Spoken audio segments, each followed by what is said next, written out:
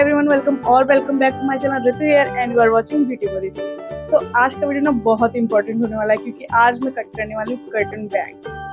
तो ऑनेस्टली ये ना मेरा फर्स्ट टाइम नहीं है। मैं हमेशा खुद ही अपने बैंग्स और हेयर कट कर लेती हूँ घर पर ही, क्योंकि मुझे थोड़ा सैलून में ट्रस्ट इशू हो जाता है और मुझे ये पता भी होता है कि मुझे कितने लॉन्ग या कितने शॉर्ट चाहिए। तो मैं खुद से खुद ही कट कर लेती हूँ। मतलब जब मुझे ऐसा लगता है कि नहीं मुझे अब ज़रूरत है, लाइक जैसे कि अभी आप देख सकते हैं लुक पूरा का पूरा चला गया है, बैंग्स तो मतलब अंदर छुपी गई है इस साइड से भी। और एक बात सीरियस, अगर आपके कटिंग बैंग्स अच्छे हो गए ना, लाइक अच्छे से कट गए प्रॉपरली, तो फेस का पूरा लुक चेंज हो जाता है, लाइक पूरा एकदम से ट्रांसफॉर्मेशन टाइप लगने लग जाता है। बट अगर थोड़ा सा भी गलत कट गया, लाइक थोड़ा सा भी ऊपर नीचे हो गया ना, तो भाई ऐसा लगता है कि बस क्लॉकी भी आपकी बेस्ट फ्रेंड बन जाती है, क्योंकि फिर तो आपका बस ऐसे ही रहने वाला है, वो बैंग्स आपके निकल ही नहीं सकते हैं।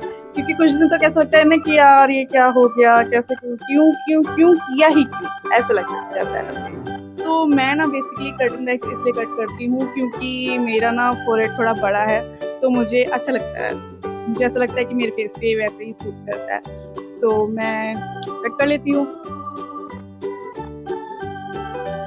तो अगर आपका ये फर्स्ट टाइम है तो प्लीज़ वीडियो को इन तक ज़रूर देखना, क्योंकि मैं सेक्शन से लेके कैसे कट करते हैं, नोचिंग एंड फेदर कैसे देना है, लाइक स्मूथ कैसे करना है आपके कर्टन बैंग्स को, एंड एक फ्लफी सा लुक कैसे देना है, and how to style properly step by step. तो ये ट्यूटोरियल मैं पूरा आपको दिखाने वाली हूँ। सो वीडियो को इन तक ज़रूर देखना, वरना अगर थोड़ा सा भी ख़राब हो गया तो फिर आप ऐसे कहोगे कि मैंने ये वाला वीडियो देखा था ना इसलिए ख़राब हो गया।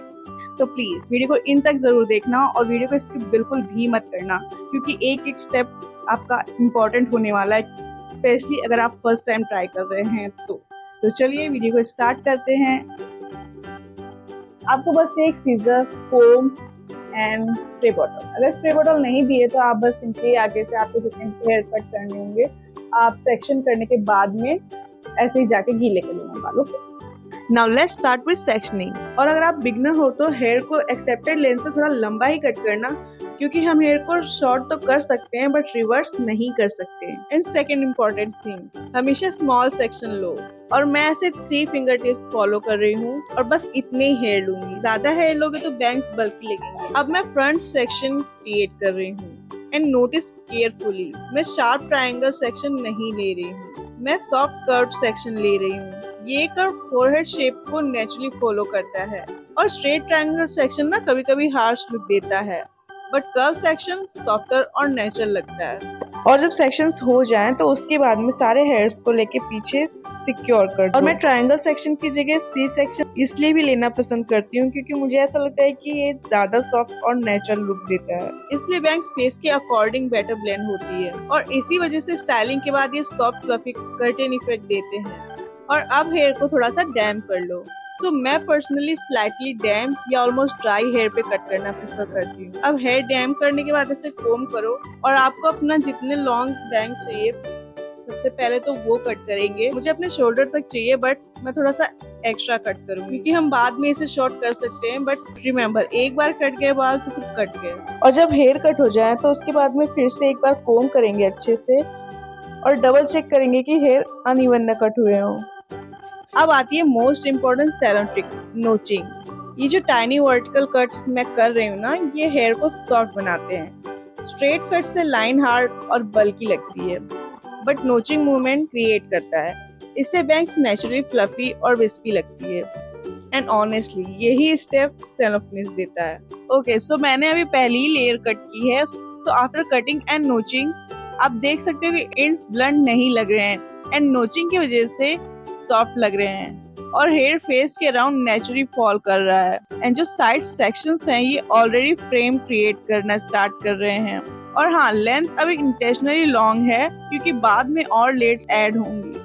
अब मैं सेकेंड लेयर के लिए थोड़े से और हेयर बाहर निकाल रही हूँ और बाकी के हेयर अंदर कर देंगे ताकि कंफ्यूजन ना हो। और जैसी सेक्शनिंग हमने इस साइड करी थी वैसे ही सेम दूसरी साइड करना है, और बाकी के हेयर्स को लेके हम अंदर टक इन कर देंगे, और ये हमारी सेकेंड लेयर होने वाली है।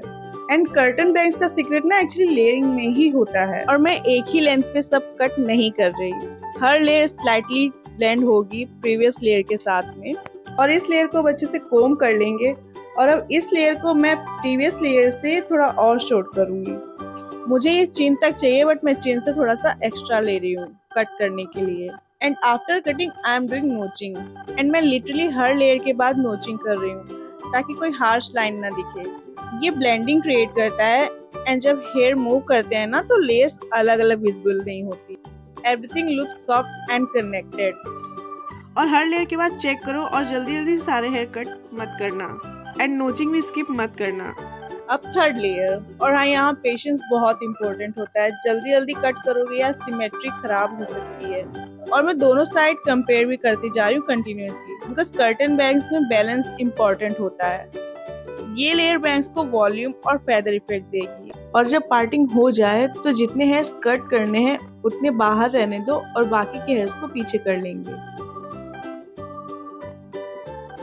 अब लेंथ मेजर करेंगे, और मुझे इस लेयर की लेंथ चाहिए लिप्स के नीचे बट चिन से ऊपर। तो मैं लिप्स से नीचे करूंगी बट थोड़ा सा एक्स्ट्रा, और बस हल्का सा ही एक्स्ट्रा लेके मैं कट कर दूंगी। And after cutting don't forget notching, क्योंकि नोचिंग हमें हर लेयर्स कट करने के बाद में करना ही है। और ये लेयर बैंग को वॉल्यूम और फेदर इफेक्ट देगी। बट इस लेयर की लेंथ आपको जितनी भी चाहिए आप उतनी रख सकते हो। अब आप चाहो तो यहीं पर फिनिश कर सकते हो, मतलब आप अपनी short to long layer cut करने के लिए आप इसे ही एक शॉर्ट वाली फाइनल लेयर बना सकते हो। बट मुझे इससे भी शॉर्ट चाहिए तो मैं एक और स्मॉल सेक्शन लूंगी, एंड मिडिल पार्टिंग के दोनों साइड से स्मॉल सेक्शन लेके मैं बाकी के हेयर पीछे सिक्योर कर दूंगी। अब मुझे ये वाली लेयर की लेंथ चाहिए नोज तक, तो मैं नोज के नीचे बट लिप्स के ऊपर करूंगी, क्योंकि जब हम लास्ट में अपनी बैंग को फाइनल टच देंगे तो इसकी लेंथ उसी में कवर हो जाएगी। And again after cutting don't forget notching. और मैंने यहाँ 4 लेयर्स कट की हैं, बट अगर आपको 3 लेयर कट करनी है तो भी आप कर सकते हो। बट हाँ, एक भी लेयर कट करने के बाद में नोचिंग करना मत भूलना। सो मैं ना फाइनल डिटेलिंग के लिए फ्रंट वाले स्मॉल सेक्शन को लाइटली ट्विस्ट करके वापस से नोचिंग करूंगी। इससे हार्श लाइन और सॉफ्टनेस हो जाती है, और बैंग्स में एक्स्ट्रा मूवमेंट और फ्लफी टेक्सचर आता है। और ट्विस्ट करके नोचिंग के बाद ना थोड़ा अनइवन टेक्सचर क्रिएट होता है, जिससे स्टाइलिंग के बाद में बैंग्स में मूवमेंट और एरी फील आती है।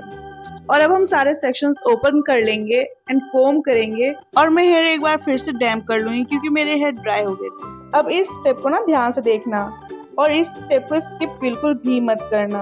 अब मैं फाइनल डिटेलिंग कर रही हूँ। यहाँ मैं शॉर्टेस्ट लेयर को गाइड बनाकर उसे पहले लॉन्ग लेयर के साथ में मर्ज करूंगी, क्योंकि अगर मैं इन्हें सेपरेट छोड़ दूं तो लेयर्स डिस्कनेक्टेड लग सकती हैं। इसलिए मैं इन दोनों लेंस को ब्लेंड कर रही हूँ। और यहाँ मैं फेदरिंग टेक्निक यूज कर रही हूँ। फेदरिंग में ना हेयर को स्लाइटली एंगल पे कट किया जाता है, और ऐसे ही सेम मैं दूसरी साइड भी करूंगी। पहले एक बार अच्छे से कोम कर लेंगे, और फिर शॉर्टेस्ट लेयर को गाइड बना के लॉन्ग लेयर के साथ में ब्लेंड करेंगे। एंड अगेन दोनों लेंस को ब्लेंड करने के लिए मैं यहाँ फेदरिंग टेक्निक ही कर रही हूँ। फेदरिंग में हेयर को स्लाइटली एंगल पर कट किया जाता है ताकि एक लेंथ से दूसरी लेंथ में स्मूथ ट्रांजिशन आए। मैं स्ट्रेट हॉरिजॉन्टल कट नहीं कर रही क्योंकि उससे हैवी लाइन बन सकती है। फेदरिंग से लेयर नेचुरली मेल्ट हो जाती है। अब फेदरिंग से क्या होता है ना कि एक तो लेयर स्मूथली मर्ज हो जाती है, कर्टन बैंग्स में मूवमेंट आती है, स्टाइलिंग के बाद फ्लफी लुक मिलता है, और फेस फ्रेमिंग ज्यादा नेचुरल लगती है। और इसी स्टेप की वजह से कर्टन बैंग्स सॉफ्ट, एरी और सैलम फिनिश लगते हैं। अब कटिंग कंप्लीट हो गई है, और ऑनेस्टली कर्टन बैंग्स का आधा मैजिक स्टाइलिंग में ही होता है। और इसके लिए मैं यूज कर रही हूँ Vega 2-in-1 glam up twisted hair straightener. इसकी ट्विस्टेड बॉडी डिजाइन की वजह से ये सिर्फ स्ट्रेटनिंग के लिए नहीं बल्कि सॉफ्ट कर्ल्स और कर्टन बैंग्स स्टाइलिंग के लिए भी काफी कन्वीनियंट है। इससे आप हेयर स्ट्रेट तो कर सकते हो और साथ ही साथ सॉफ्ट कर्ल्स भी कर सकते हो। और अब स्टाइलिंग करने के लिए स्ट्रेटनर यूज करने से पहले मैं ट्रेस में हीट प्रोटेक्शन सीरम अप्लाई कर रही हूँ। तो जब भी आप हीट टूल्स यूज करो ना तो हीट प्रोटेक्टर लगाना मत भूलना, क्योंकि ये हेयर को डायरेक्ट हीट एक्सपोजर से प्रोटेक्ट करने में हेल्प करता है। मुझे कर्टन बैंग स्टाइल करने में ज्यादा टाइम तो नहीं लगता है, क्योंकि इससे शेप जल्दी क्रिएट हो जाता है। तो सबसे पहले मैंने बैंग्स को एक बार स्ट्रेटनर से स्मूथ किया ताकि सारी लेयर्स प्रॉपर्ली सेटल हो जाए, और फिर मैंने लॉन्ग लेयर्स को सेपरेट किया और थोड़े शॉर्ट हेयर सेक्शंस लिए, और फिर उसके बाद मैंने रूट्स को थोड़ा ऊपर लिफ्ट किया और स्ट्रेटनर को इनवर्ड डायरेक्शन में बेंड किया। ये स्टेप वॉल्यूम क्रिएट करता है और कर्टन बैंग्स को नेचुरली फेस फ्रेम करने में हेल्प करता है। मैं टाइट कर्ल्स क्रिएट नहीं कर रही, सिर्फ एक सॉफ्ट बेंड दे रही हूँ ताकि बैंग्स फ्लफी और एयरी लगे। और देखो, अब तक का हेयर कट ना अच्छा लग रहा था, लेकिन स्टाइलिंग और हीट प्रोटेक्शन के बाद सारी लेयर्स और फेदरिंग प्रॉपर्ली विजिबल हो रही है। And I literally can't stop touching my hair right now. और शायद इसीलिए मैं अपने बैंग्स को लेकर इतनी पिकी हूँ, क्योंकि मुझे एग्जैक्टली पता होता है मुझे कैसा लुक चाहिए। अब समझ आ रहा है कि मैं अपने बैंग्स को लेकर इतनी चूजी क्यों हूँ, क्योंकि जब रिजल्ट ऐसा है तो सारी मेहनत वर्थ इट लगती है। अब आप ही मुझे कमेंट में बताओ, क्या ये सैलून वाले कर्टन बैंग्स लग रहे हैं या नहीं? The way they are framing my face, and I am obsessed. And look at these layers, they blend so naturally. And मैं seriously इन्हें देखना बंद ही नहीं कर पा रही हूँ। The fluffiness, the movement, the softness, everything is just perfect. And हाँ, not gonna lie, but I think I'm in curtain bangs era now. I hope ये वीडियो आपके लिए हेल्पफुल रहा हो। So मिलते हैं next video. Till then, take care of yourself and हाँ, don't forget to like, comment, share and subscribe my channel.